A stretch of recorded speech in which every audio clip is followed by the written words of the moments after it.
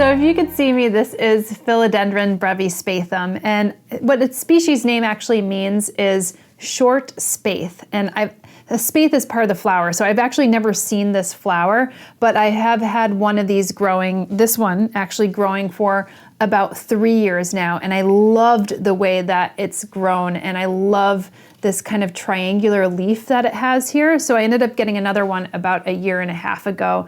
And I'm growing them in 2 different conditions.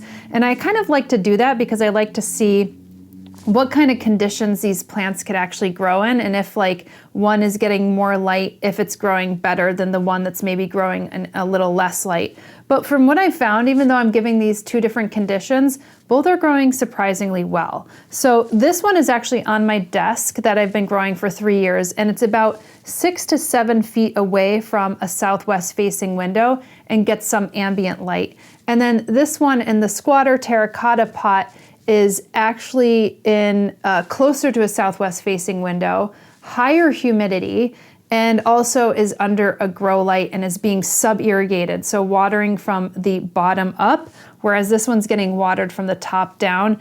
And honestly, I haven't seen any kind of differentiation between these 2. I just think that they're really resilient, versatile plants, and not necessarily commonly found in the houseplant market. I mean, philodendron is commonly found in the houseplant market, but this particular species and variety, which is native to Central and South America, like most philodendron, is harder to come by. As far as fertilizing goes, they are good growers. I give it a well-balanced fertilizer, and I'm doing it on a monthly basis. You can actually increase the nitrogen if you want greener maybe leaves, but if you're doing synthetic fertilizer, always cut it by half. And if you're doing organic fertilizer, then you could follow the directions on the back of that organic fertilizer.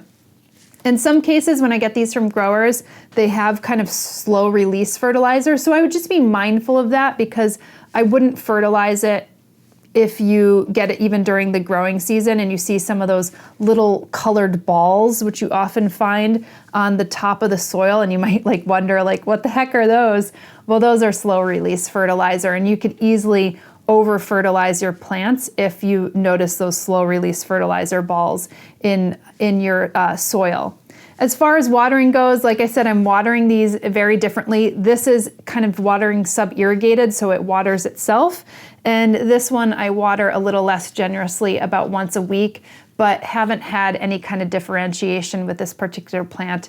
And I also have to admit, it's been pest-free. So this one's been growing for 1.5 years, this one's been growing for 3 years, and I haven't had any kind of pest pressures with this philodendron.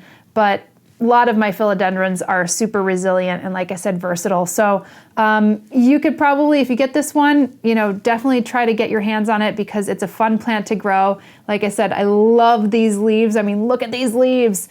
Otherwise, it's great, but really hard to come by.